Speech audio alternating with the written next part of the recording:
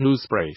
FoxNext Games, the development studio behind the mobile game Marvel Strike Files, has opened up a development fund aimed at arming indie devs with the resources they need to create and release new games, with an unspecified sum at its disposal. FoxNext Games Indie Fund has already picked up a few projects, including Altered Metas Etherborn and some yet unannounced titles. All in all, the team says its goal is to find and support like-minded developers, focused on innovation, experimentation and a certain amount of creative risk. The announcement also comes as FoxNext Games, parent company 21st Century Fox is moving toward closing a deal that will ultimately see it acquired by Disney. That pending arrangement has been in the works for a little over a year now, but Deadline reports that the company is making significant progress toward closing the merger. Sony is expanding its PlayStation service to new territories across Europe later this year. Players in Spain, Italy, Portugal, Norway, Denmark, Finland and Sweden will still have access to the subscription service, which provides a wide variety of games, from the PS4, PS3 and PS2 eras. PlayStation Now initially launched in North America back in 2014, launching in certain parts of Europe in 2015, including the UK, Germany, France, Belgium, Netherlands, Switzerland, Austria, Luxembourg, and Ireland.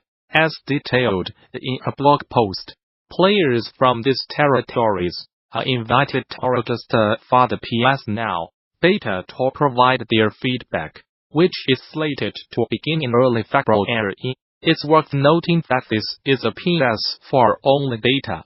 PC users will have to wait a little longer to be able to access the service.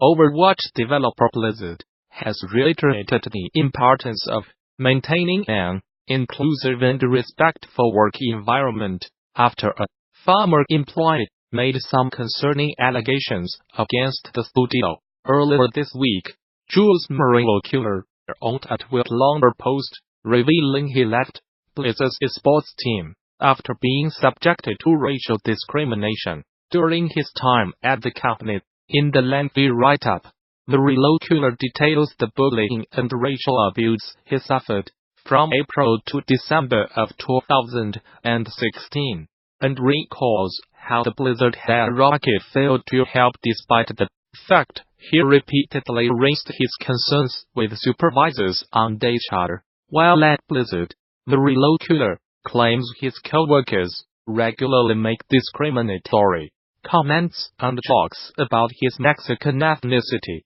suggesting he had a natural inclination to be sexist because of his heritage. Murillo-Cuellar claims those set of interactions, which escalated during his time at the company, eventually resulted in him being branded difficult to work with and not a team player in his end-of-year review, even after he had spoken with multiple managers within the Esport Team about his experiences with the situation spiraling out of control. Murillo-Cuellar says his health eventually began to suffer, and he started experiencing panic attacks, stomach issues, and eventually suicidal thoughts. It's an account that makes for hard reading. But despite the seriousness of Murillo-Cuellar's claims, Blizzard has now told Variety that fostering a safe working environment is one of its top priorities. While the company does not comment on individual personnel issues, we can share that having an inclusive and respectful work environment is extremely important to us. We have a policy against harassment and discrimination and take reports of inappropriate behavior very seriously, said the company in a statement. There are a number of methods for employees to come forward should they experience or observe any inappropriate behavior. All claims of alleged harassment and discrimination which are brought to our attention are investigated, and we take action where appropriate. We strive to create an inclusive and respectful work environment that reflects Blizzard's core values in everything we do. Murillo-Cuellar, however, believes the company's apparent commitment to inclusion and representation is an empty gesture, and said he decided to share his story after seeing the recent Soldier 76 announcement where the studio revealed the Overwatch character is the game's second LGBTQ hero. I write this today because the Soldier 76 announcement and subsequent tweets I did triggered me. The reason why it triggered me was not the message, but who it was coming from. Blizzard Entertainment. Here, the idea of inclusion, of representation, and every voice matters, and think globally, never meant that.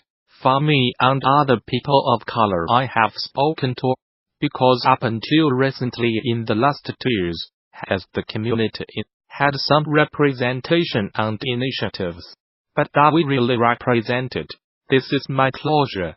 Most people did not know why I departed Blizzard Entertainment, but I could not stand idly while others did not have the slightest clue why my withdrawal towards a company actually of and that I poured everything to only be shown the back door. I had filed the federal complaint. This is public knowledge, and nobody can tell me I cannot share what happened to me personally. Video Game Deep KC's weekly newsletter from Video Game Industry Watcher, Simon Carlos, GDC Gamasutra co-runner, rounding up the best long-read standout articles videos about games every weekend.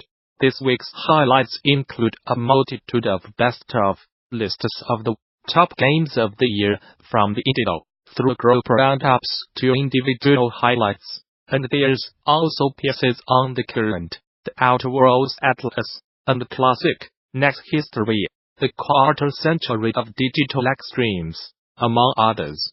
Happy holidays to you and yours. By the way, hope you are having a wonderful one with a little time off to click on links about video games. Until next time, Simon, Curator. 5 trends that defined the game industry in 2018. Chris Craft Gamasutra article. The year 2018 lasted approximately 13 more years. From studio closures to the Fortnite phenomenon. Here are the trends that defined the game industry in the longest year in the history of humankind. Simon, just note, also Cifaldi events that rocked the game industry in 2018. Staying with power, 35 years of NES History Museum Tour. Kelsey Lewin tour video, helping plan and curate the museum at the Portland Retro Gaming Expo, was one of my favorite things I have done this year. This video is the guided tour that we never quite got to give, with lots of history and extra information. I'd also included a bit about our planning process and challenges we faced at the end, if that sort of thing interests you. Simon, as note, masterminded by the Video Game History Foundation's Frank Cifaldi, Kelsey, and many others besides. This was an amazing pop-up museum exhibit. The creators of the Outer Worlds are learning to make better RPGs. Wes Fenlon, PC Gamer article. I recently visited Obsidian Entertainment to see the studio's new RPG The Outer Worlds, which I called a blend of Firefly and Fallout. You can read a lot more about the Outer Worlds in my feature. But I also talked to Tim and Leonard about their careers making RPGs, and how that experience and working at Obsidian is affecting this new game. Here's what they had to say. The brilliance of video game maps. Various Eurogamer article. How long? Earlier this year, Thames and Hudson published a beautiful book on literary maps. It's called Writer's Map, an atlas of imaginary lands. A few of us ordered the book to arrive on day 1, and as we read through it, Our thoughts inevitably turn to video games and their own relationships with maps. Below you will find some of the things we ended up thinking about. Atlas is a pirate mode, where players run Theseus, Metcalf's rock paper shotgun article. There's a pirate mode on the horizon, and its CFARA arrests look ambitious. I spoke to project director, lead programmer, Jeremy Stiglitz, and creative director Jesse Robchak over Skype. We chatted about sailing to stave off boredom on voyages,